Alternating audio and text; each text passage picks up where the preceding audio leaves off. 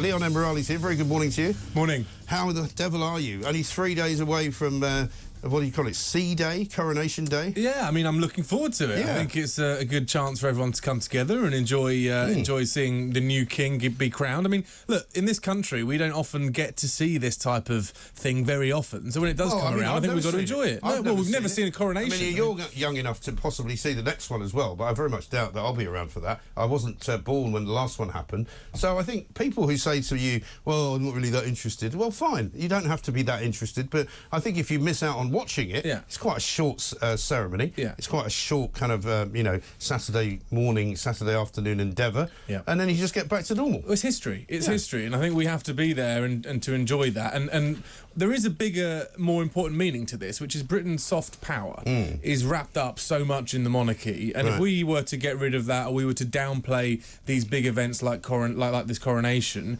then I think that the Americans would look at us as something slightly inferior. You know, the Asian countries would look at us something more inferior. So I think it's good for Britain to have its place in the world, to have its identity in the world, and like it or not, that's wrapped up in the monarchy because that's the country's history. And wrapped up very much in the national anthem. I don't know what your view is of the national anthem, but I mean, you know, whenever we watch sports and we watch the Six Nations, for example, and Scotland have got their own national anthem, which is not really a national anthem, the Welsh as well, but both of which sound a lot more sort of stirring than ours, which is played as the English national anthem in rugby.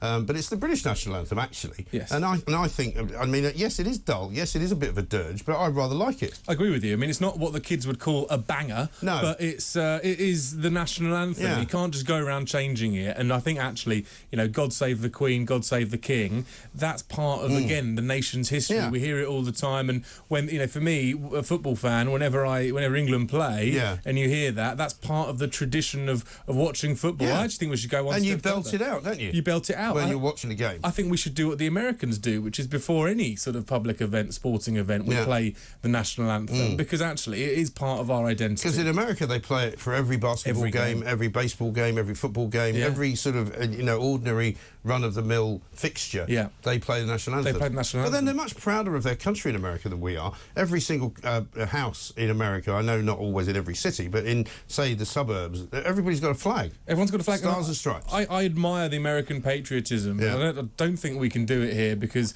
you then start getting those conversations that are so but why heated can't and we charged. Do it here? Because why do people get so worked up? Because you get all this stuff about the past, about Britain, you know, the British Empire. Yeah. I'm not here to say that was all right and it was all rosy, but we have to also be proud of the fact of Britain's role in the world and what we've given the world, and we should be proud of it. The same people who say that we shouldn't be proud of it are very proud of the European Union, which includes several countries that did exactly what Britain did in the days of empire. The French were just as bad, I believe. Yeah. You know, let's not talk about the Germans, you know, let's not talk about their history. You know, the Spanish have had fascist leaders, the Italians have had them. You know, I mean, it's not a pretty sight over there, but it's all become very anti-Tory and anti sort of, you know, what they regard as nationalistic. Yeah, and there are so few countries, Mike, where actually they've got a clean history, where they can be proud of it from start to finish. I mean, for goodness sake, you're literally talking about the inception of a country, hundreds of years. But suddenly, apparently, also places where there are now problems in parts of the world, it's all our fault as well.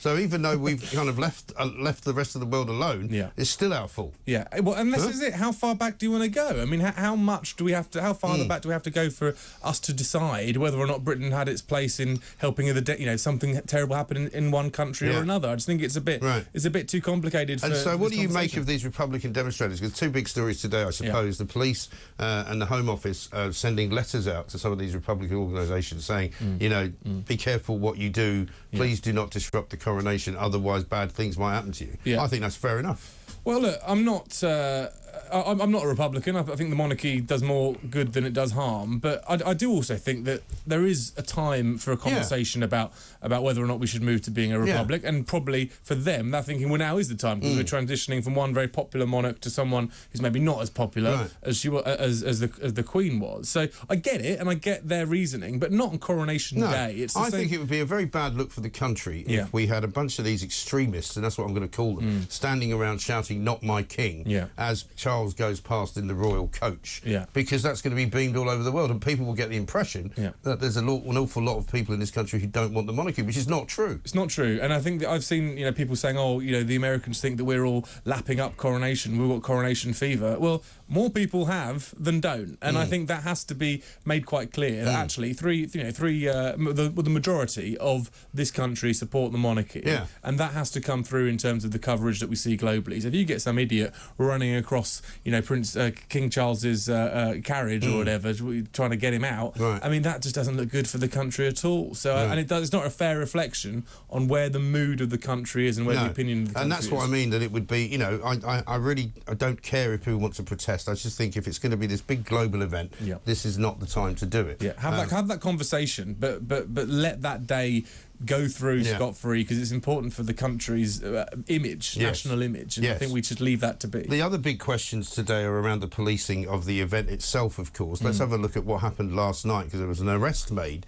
at the palace. There was a man who apparently had a knife, also had some form of shotgun cartridge that he was throwing over the fence. Let's watch as the police move in, because the difficulty with all of this stuff is that, of course, it's difficult to police an entire area unless you kind of lock it all down, unless you say, right, nobody's allowed in to these particular parts of London, and that's the palace there that you can see, and the police officers kind of, I think they've got him there as we speak, as we're watching it.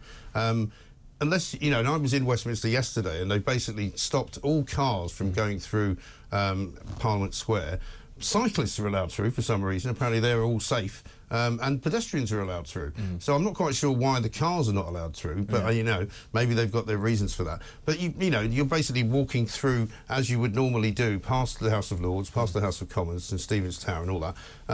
There's plenty of police there, and they've got armed police as well, but they're not stopping everyone. No. So, I mean, if you had some reason to disrupt or you had something to throw, you probably could. Yeah, well, I just came from Westminster, and I'll be going back there as well. There is a sense of high security around the area that you get for these types of events. But as you say, what's it going to stop? If you are hell-bent on causing disruption or doing something that's going to disrupt the day, well, they're not exactly going to stop you, because, quite frankly, they can't. Unless, yes, they've got guns, but they're not going to deploy them in case unless there is a threat to life.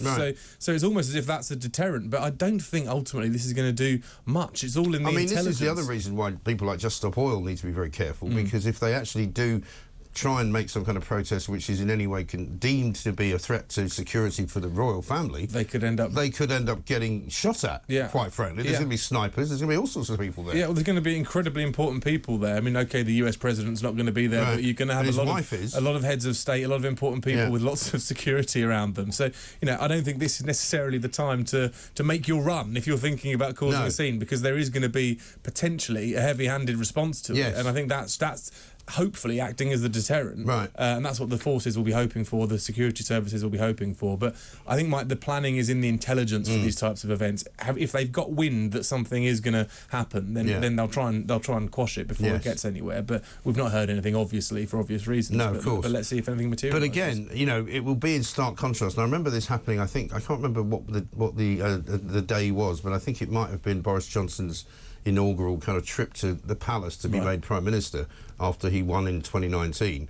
And you think there was somebody from Greenpeace standing in the mall trying to stop the motorcade, and the cops were not having any of it, and they just shoved them all out of the way, if you remember. Very different to the way they normally treat Greenpeace and Just Stop Oil, because in the poll from YouGov today, people say they are not the cops are not dealing with climate protesters harshly enough. 44% of people say that, and judges, 46% of them, not dealing with these climate protesters harshly enough. And that's going to change, obviously, on Saturday, isn't it? Yeah, it is. And for things like that, if you've got someone with a Greenpeace or Just Stop Oil banner standing in front of a car, now, OK, that might seem quite innocent, but what it's doing is holding up the entire motorcade. So you've essentially got a Prime Minister or an important person as a sitting target. So that's why they're going to be treated very heavy-handedly. And obviously, you've got the eyes of the world on London, on Westminster Abbey at that particular moment, and I think it would be very embarrassing for the UK as a whole if there was to be a level of disruption. And I think, as you say, in those figures, I think a lot of people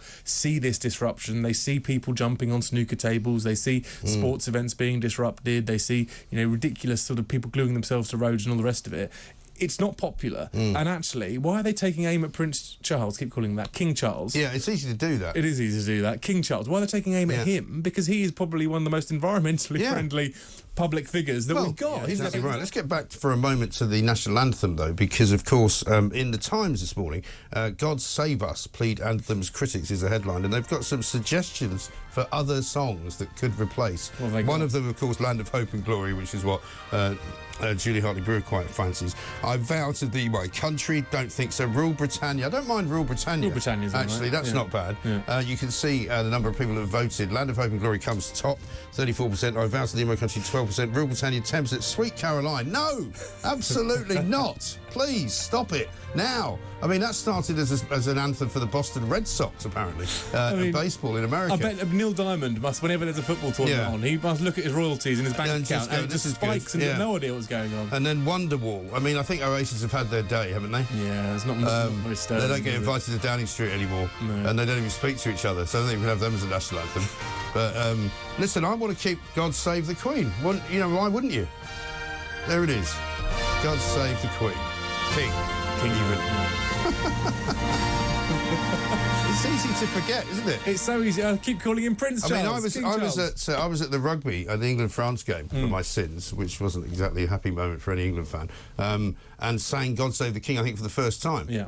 And it was great. Yeah, it's quite a moment, isn't it? When you come to and think you look at the players, and the players obviously feel it, and the fact that it's slow, actually, in some ways, is solemn. Yeah. It's rousing. It's quite emotional at times, you know. Yeah, I think so. And actually, what I admire, I mean, if you look back to some previous England teams, talking about football, not rugby, because the rugby lot do belt it out. Yeah. But a lot of the former England teams, they just sort of mumble it, and just wouldn't, they wouldn't really sing along. Right, because they're not getting extra money for it. Not getting extra money for it. I think they've tried to make them sing it now. So actually, why not? You should have pride. You're representing your country. You're putting on. Also, Russell Quirk was in with Julia this morning. He made a good point. You can't just change everything just because you don't like it or because you fancy changing it. It's been here for hundreds of years. How about you just leave it as it is? Yeah, I mean, I'm all for innovation. I'm all for moving forward and all the rest of it. But there are some things that actually, the UK's place in the world is as this quite romantic, almost sort of historic country, and we have to therefore keep some of those pillars, the cornerstones of that identity,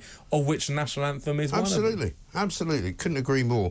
Right, but anyway, we'll take your views on it, of course, because you may have different views. One here from somebody who doesn't give me Mike, our national anthem is the dirge, as is that of Germany.